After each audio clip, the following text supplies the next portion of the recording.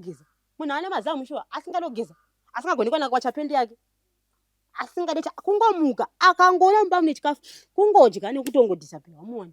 Mabasa ipamba. Aiti kutongoti akabva chikoro kutokurira uniform yake ndabva unotsvaga usha nenda tsvaga unondirarama muruenda nomumandichimisimira vanhu ndoya ndodzoka unona uniform yema-uniform nditanga kwa aunoona washa uniform dzawo message ani washa uniform unotanga toneyo wacha uniform yake omuwachira masokisi omuwachira zvino unomitose munhu ndomitose haana mabasa ipamba anoda kuita kungodya obhatisa kudya obhatisa.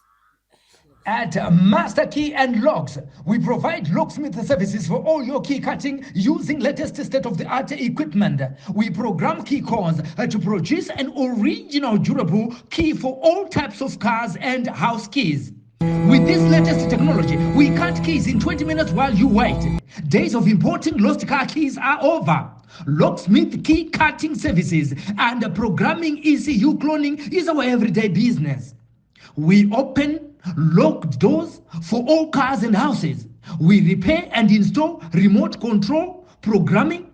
We have backup space for remote batteries, and we do remote leakage repair, new lock sets, key renewal and replacement, door lock and ignition repair. Call now on the numbers on your screen or visit us at 59 Central Avenue in Harare.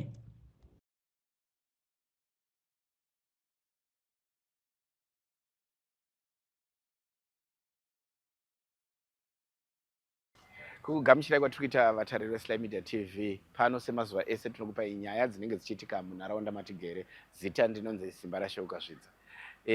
Kwabhora kuri kuitika nyaya yemusikana wechidiki ari kuita zvinorova. Kutanga ane 9 years anga achiita zvekuba achipaza dzimba achipinda mudzimba dzimwe nguva anobuda mumba asina kana kupfeka. Isusu seSly Media TV tati tiende kwabhora tinonzwa nyaya iyi tifambire tinzwe kuti zviri kufamba sei.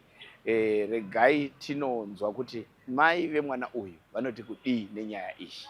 Mhuri yeZimbabwe zita rangu ndonzi Mai Chiedza Muyori Ngapi. Ndine musikana ane 13 years ane tsamuno mabhora nemabasa akasiyana siyana ari kuita musikana uyu. Anoba, anonyepa, anogona kubuda usiku, anoita zvinhu zviri kungotyisa zviri kungoshamisa vanhu. Kana wakatomutarira dzimwe nguru ndaitomboti mwana wangu asa anopenga kana. Asi nekuzofamba kwenguva nekuona kuti haasi benzi pane mazuva nenguva anozviita kana wakamutarira kudaiwo.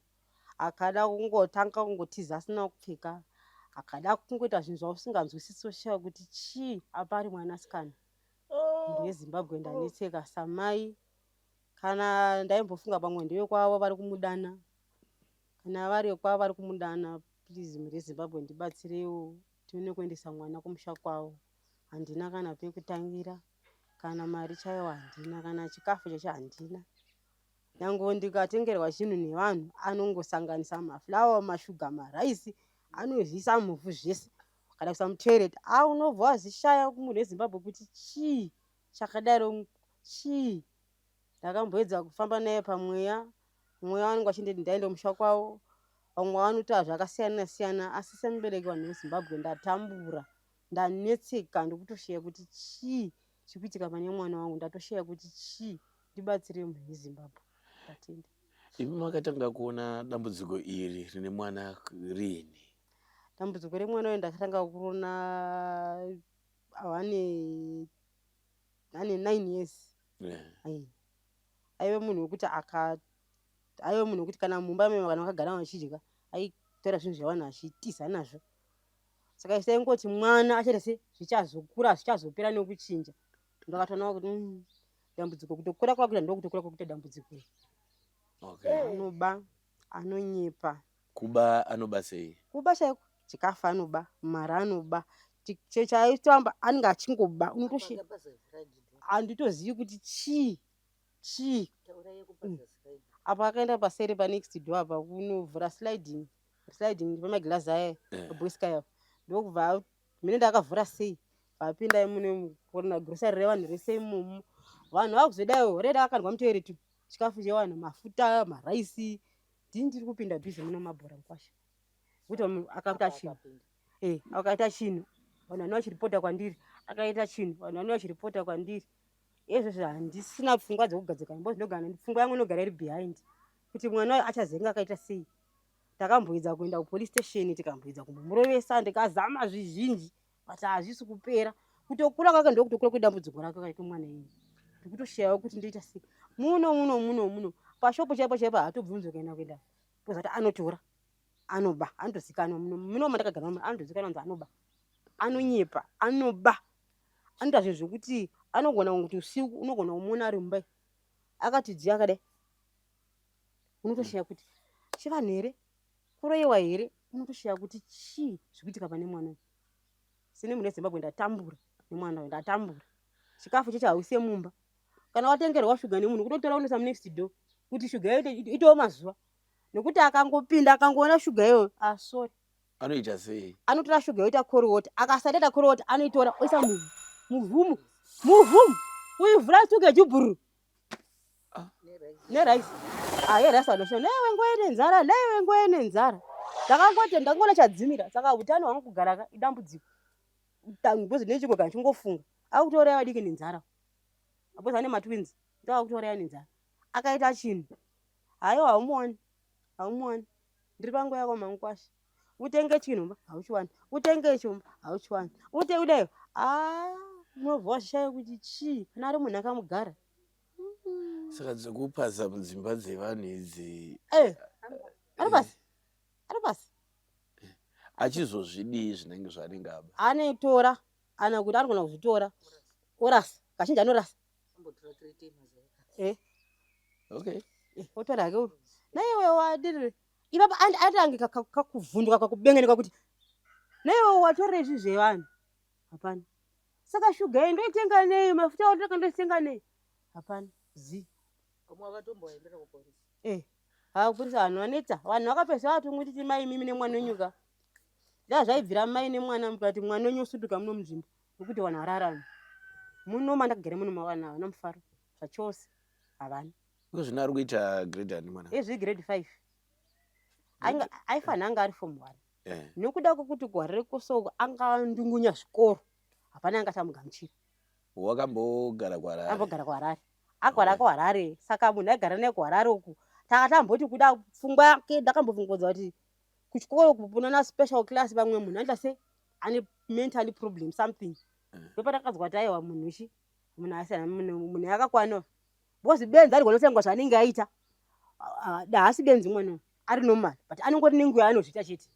Zvinowanzokuitika mazuva musi wa25 yemwedzi wega ikako kusvika musi wa5-7 anenge achirura zvekuita kuti haiwa mugutsikana upenyu hwangu hwese mukwasha mukana pandogara nayo pandorara munongoti yo munozunguza musoro mukwasha nokuti zvese anotora achiba kuto nhasi wapiwa mavheji wabika nemunhu ndokuti udye nhasi wapiwa ichi wabika nemunhu kuti udye ndosvikepi ndiri munhu behind nekuda kwokuti une mwana ari dambudziko mashure umwe kuzvara ipain anopa kunyepera ipain pandiri zvitondikangasa because ipain because ukana mwana anoti akaba chinhu haazivi kuti kuna wani anoda kudya haazivi kuti anozviendera muupenyu hwake azoita mwana akaite muupenyu unoida kuite muupenyu kana usingagoni mabasa emaoko uchingofunga kuba kunyepa kupasa dzimba dzevanhu uchiita musikanzwa ungokaita upenyu hwakaita sei pano patigere panapa patigere panapa mukabvunza kana komana agara madhiwa akadai akakionge pajeri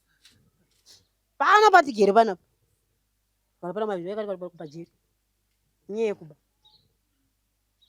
zviri kutirwadza sikapoiti chaibwa kutirwadza sikapoiti. Alright mama baba wavo ari kupi? Baba wachedza takasangana kuSouth baba wachedza takasangana kuSouth ndobva ndazouya inini ndaiona vanhu vanditi kuenda kumasvingo nekumasvingo nechivanhu chichi that time mwana anga ari mudiki handamboita kana funga kuenda naye vhungoti onenge uchingori mwana mudiki usina mbofungo yekuti but ndakutozozviona kuti zviri kutondiafecta because vamwe vanoti mwana wodiwamba kwavo behaviour yake ndoita mwana wodiwamba kwavo. Asi ivo munotaura navo here baba? Ndane nguva mazuva ano ndane nguva ndane nguva. Asi vanoziva here zviri kuita mwana izvi? Pane mwana havasi kuziziva asi zvokuziva kuti mwana ariko aiwa vanozviziva kwatagarira vanonzi vekwatagarira.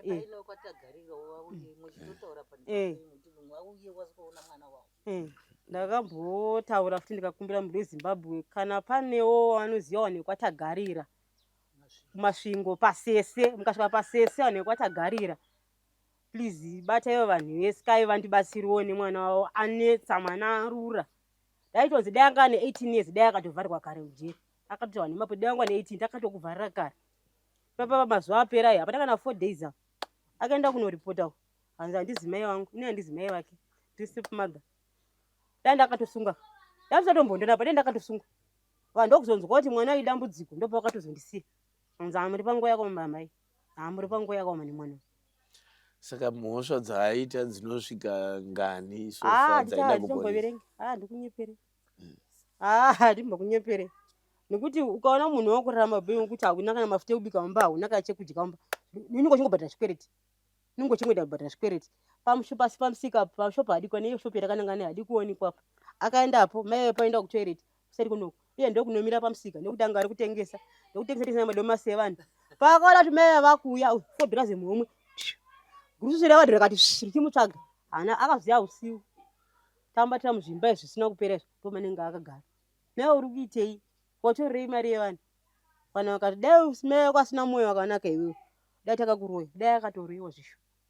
Kana pane munhu wakwatagarira munhu waMwari, please ndibatsireiwo, muone vanhu veSky vandibatsirewo nemwana wavo, atore mwana wavo nekuti ndiri panguva yakaoma. Dai kari mari ndaenda naye, handina mari, ndikutambudzika pakudya chaipo chaipo, nditambudzika kudya pake zvangu, ndikutambudzika chaiko chaipo. Baba kwanzi Stanley Tagarira, vanobva pasese kumasvingo. Okay. Asi vari kuziva kuti kune mwana makapedzisira kutaura kuti nguva yacho yareba zvakadini? Nguva yareba. Nguva yareba. Okay. Baba vakagara chedza ane 2 years. Okay. From 2 years svika zvizvi vanongoziva kuti mwana ari kungokura, mwana ari kozvingodaro. Okay. Ndaona apa mune mavanga mumaoko. Mavanga mumaoko mangu aibva BP apa nekutsva negasi, aida kupinda gasi mumba robva ravhumuka mumba. Mune vaminina matwins vaninina wake, ndaizama kuridzima apa kureactawo pamwe vati BP, because BP inenge ichitondipisa pese pese ndanga ndichikufunga ichindipisa nguva nenguva. Patakapedzisira pana muswe manzi yapfuura apa ndakaenda kuchipatara ndakatonzi mukaramba makadai nofuma makafa mai, because BP inenge yakakwira singamboiti. Iri kukonzereswa neiti because ndiri kufungisisa, ndiri kubva ndabheneka miri wangu wese. Kanzombedza ita stroke, munhu otadza kupamba zvakanaka. Saka mai musanyanya kufungisisa, chedza chedza. Alright. Pamwe pese apa pamuri kuti zvinowanzokuita kunana 25, pamwe pese apa anenge atori zveright normally munhu chaiyo chaiyo, hatori munhu but dambudziko rinozondedza ndekuti ari munhu normally yes, but kutamba manje hatambe nemaage ake, anotamba neutu. Atogeza kuti aiwa apa hana chaaitamba, hana musikanzwa waita ipapa, anotamba neutu twana tudiki tumaECD. Kutamba neavo munoziva kuti muri kubereka zvinenge zvichionetsa kuti chii pamwana, unozvishaya kuti chii, anotamba neutu kuti ndozera rakandotamba navo. Okay. Okay. Kubva munoti izvo anombobuda usiku, iye anenge achiendepi? Ukashara anenge muchimba chisina zvekumabuilding zvisina kupera kuvakwa izvo, ndomaanenge ari akati go akadai nevange vachite pamwe anenge akamumi asina kana kumbopfeka, akati kana chijira chaanenge angoona nguva ino chaanongozviputira nacho otozomutora naye kumba. Ndinotomeka sure kuti mumbapinda nekuti nyika ichikurarama isi safe. Ndotomeka sure kuti mumbapinda abva munyango dziri 10 kana 11 dzeusiku, ndamuwanikidza pana muwanikidza ipapo muzvimba izvozvo, ndoya naye kumba ndomugezesa odya orara. Asi unotoona kuti something is wrong. Ameno handisi kuona kunyatsospecify but ndinoziva kuti something is wrong pane mwana uyu, handigona kunyatsochibata something is wrong. Alright. Panogona kuita vanhu vanobatsira vatinoshanda navo vaya, rubatsiro imimi rwamunoda samai vacheza rungava rupi? Ini rubatsiro rwandingada rekuona kuti mwana uyu atsike kumusha kwavo, ndoronyanya rubatsiro rwandiri kuda. nekuti katsika musha pamweyo nesangazorora. Ndiro basa randiri kunyanya kuda kuti aende musha kwawo kumasvingo. Nesangazorora. Chiedza. Saka iko zvinoko aripi? Ariko kwamenini wangu watorwa aendawo. Avo nikuda kwenhau yangu kaya handisi kugona kuita zvakawanda. Saka vakanditi nena matwinzi nauyu. Motopinda bhizi. Dhoo chaira anogwirinura. Anoda kuita chinhu. Dhoo remumbara anorarama anogwirinura. Kungopusha nemabhaketi titirare. Handina zvinhu zvakawanda wamba nyange mukapinda mba macho. Pangori pekurara. Negasi rekubika ndotobikira pamoto kazhinji. Ndotya kuti nditenge gasi ndokuda ndobika pamoto. Ndizwa kuti kana ari mupfungwa yakamhena kuti handizivi. Handizivi kuti why. Munotomutyira kuti anogona kutoita hamu kune vani. Vadika vava. Ndo plus ndaitona da kuti ava vadika kuzwa kuti zvakaipa mabasa ake ozoenda pane vadika wamanja. Ava matwinza. Ndozvandanda kutyira. Ndozvandonyanya kutyira kuti dai mhuri yeZimbabwe please mandibatsire kuti aende kumusha kwawo nemari kana chokutransport yekuti imuse kumusha kwawo nekuti ibeyond yai. Chedza agadzirisike. Hapana pasina kufamba ngwasha. Masowe ndapedza kuti ngonzi buda. Uchitobva kumasowe ikoko. Watobva. Ari wasi. Wasi chai. Asi vanenge vachiti chiko tsanangudzo. Tsanangudzo kumasari ngoza rudi wambako. Ari wambako. Ndo zviri kutaura. Endesai mwana wambako. Ndina mari munhu waMwari. Endesai mwana wambako wambo. Wamwe wakati zvichazopfuura izvozvo nekuti kana zvakunzi zvichapfuura it means vanotoona nokudza kuti mwana idambudziko. Idambudziko. Ndiri pangu yakaoma ngwasha. Ndiri pangu yakaoma chaiyo. Taura nyaya yekuchikoro. Kuchikoro maticha akangoti kwakungouyawo nekuti bhuku racho anenge asina. Nyange ukatenga anogona kubvarura. Haanyori. Haagoni kukopa zviri pabhodhi. Haagoni kunyora zviri pabhodhi. Haagoni kuti amatest ari kuitwa nevamwe. Zvinozobatsirei? Kwakungonzi mwana anoendawo kuchikoro. Kwezita but klasi chirimo. Aiwa hapana. Hapana. Pfungwa yake ndokunofunga nematwinza. Kuti nayo watire chakaipa ichi gadzisa so. Haagoni kuverenga. Eji yake akagona kuzviverenga. Agoni. Asi kubvira nakubvira here kana kuti zvakazongouyawo? Zvakazongouyawo asi dambudziko kuti hapana munhu aizvimutswa kuti angaichinzi mwana mudiki mwana pasati aina matwinzi aingonzi mwana. Panokondo pakati wanakazviona kuti dambudziko remutese kutokura. Saka asi before kumagrade 1 aitonyora zvichitobuda. Aitonyora zvekutonyora mhino zvakazongotikopa pakati papo. Ndo imwe problem iyo. Ko iri dambudziko rekuba kuchikoro rinoitika futi. Anotora kuchikoro anotora. Iyo ndo warning yakatopia kuchikoro musuno pajura pano avhara.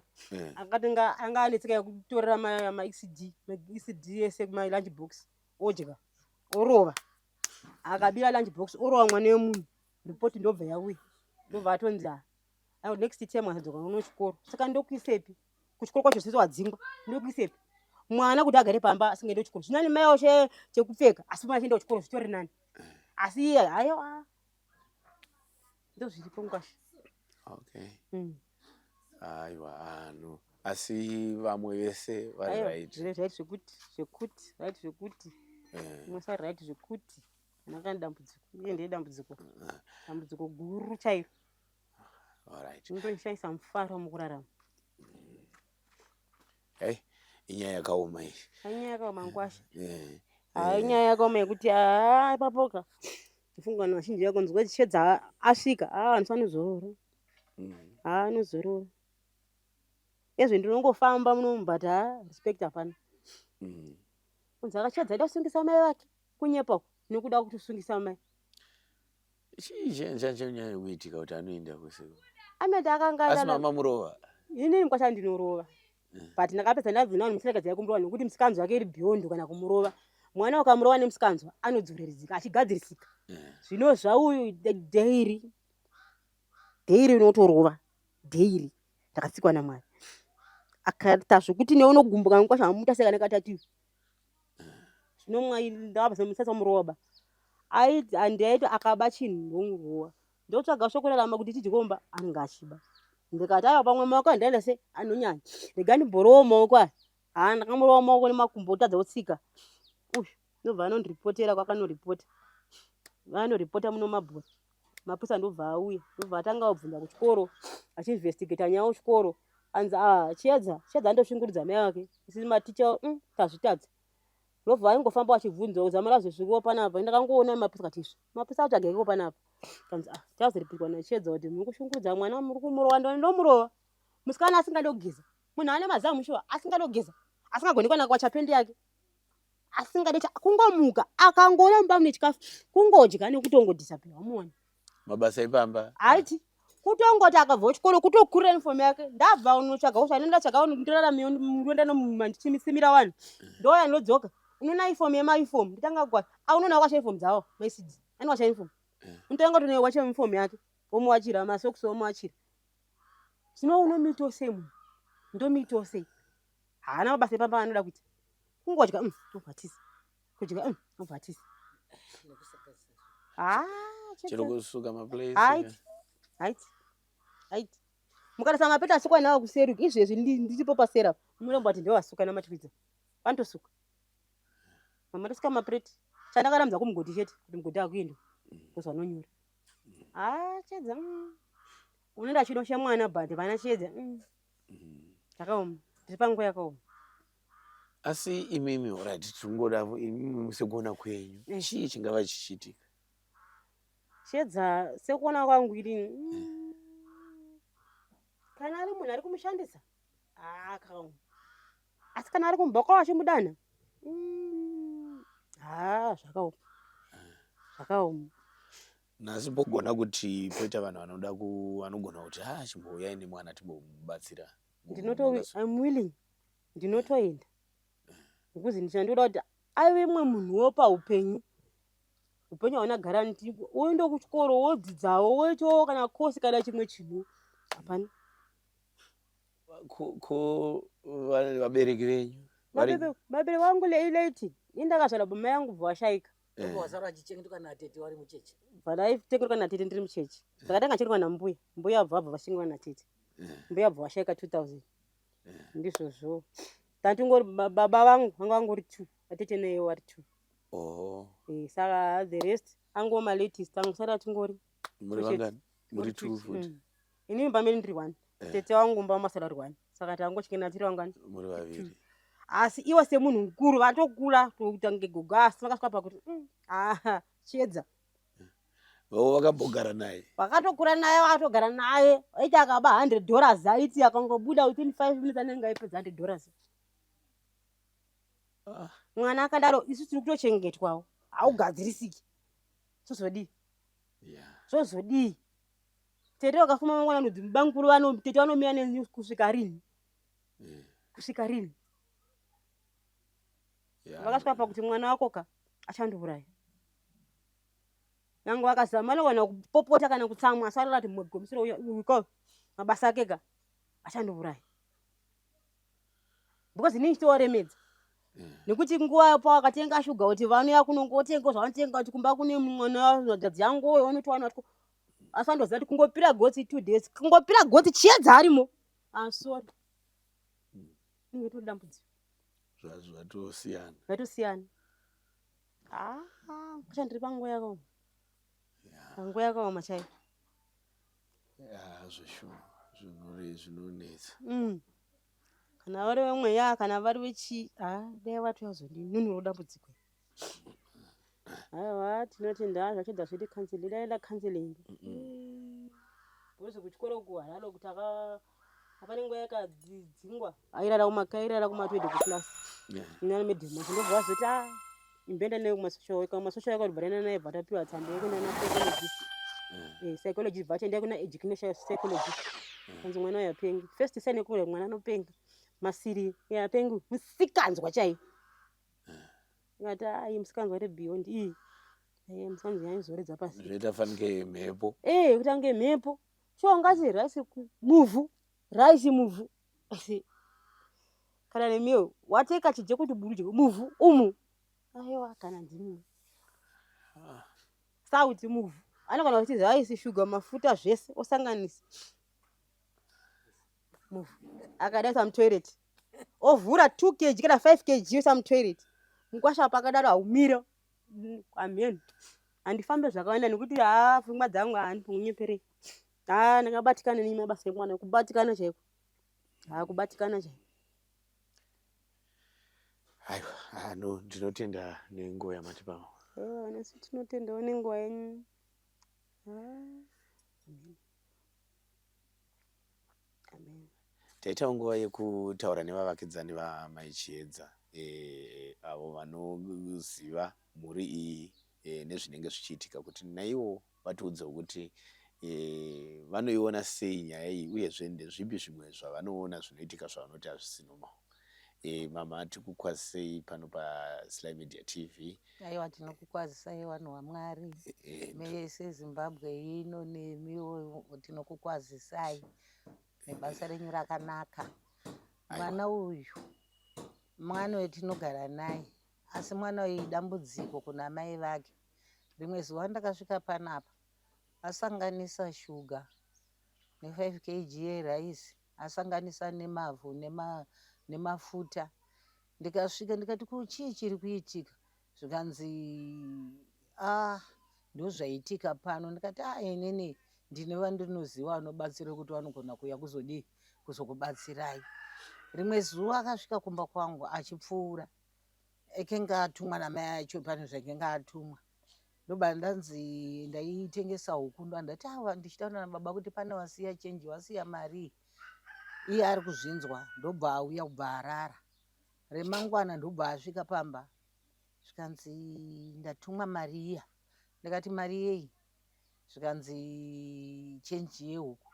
Ndikamutandanisa neshamu, akabva pamba pangu achimhanya. Kumhanya anomhanya zvokuti gumbo rinenge richandorova kugotsi uku, anomhanya zvokuti. Saka ipapo paakamhanya, isusu vari pamba pangu nguva kutogara wakakiya padzimba kutya kuti Chiedza anopinda. Tichipfuura pano ndiripo ndotonzwa mai acho achitaura kuti nhasi Chiedza adai, nhasi aenda panext door adai. Akapaza door resliding, ndakashaya kuti aripadza sei, achitora zvaanenge achida kutora. Hama yacho anotogara wari panguva yakaoma apa padhuze dhuze apa. Akapinda futi amenoti kana kuti anozvisvina sei kuti apinde. Vamwe wakatomboda kuvaendesa kumapurisa amenoti zvakazopedzerana sei, asi aiwa idambudziko remwana, anototambudza. Kana mwana wekuti anotaridza kuti kana ukasangana naye anonyatsokwazisa zvakanaka, mhuri igogo zvakanaka, asi handisi kuziva kuti zvinovhiringika. Ndofunga ndokutaura kwavari kuita ikoko, kuti pamwe akasvika mukati memusha make, pamwe anomboita raiti, anoita zviri nani, hameno nekuzobatsirwa kwavachaitwa. Pamwe akangosvika mumwe kungosvika kuti gogogoi, anongosvika mwana anonzi havabiwe. Murume wacho pamwe anenge akangogara achiti achauya chete, mwana wangu kana ari wangu achaita sei, achasvika kumusha. Saka zvinhu zvacho zvakutotikanganisa nekuti nyika ino yese yangu Chiedza. Saka pasina umira musha. Kana kuchikoro pamwe anoberekedzwa nematicha, munhu uyo wekuti akura, asi kukura kwacho haana control pazviri, anenge achingoti ndiri munhu, anenge nguva yacho iyo inenge yakasvika nongozvitiwo ndiri munhu. Saka ndo panonetsa ipapo. Takukumbira kuti dai mawabatsirawo vanonurwa, aiwa wachengeteka. Unaiko kurwara wakambozviita futi, kurwara zvekureakita nemaoko wongo zvakazowedzera zvazvo, nekuti asi pawakamborwara kusvika kwakaita muhuro ndokwege kwakaita maoko awo ese nehuro yawo nekumeso. Saka zvinhu zvacho apa gumbo rinowarwadza, hatisi kuziva. Ndikutobvunza ndoti ndikatombosvika pakuvati bata kuti ko gumbo chii, zvakanzi muchiziso, ndichifunga kuti pamwe riri kurwadzirawo.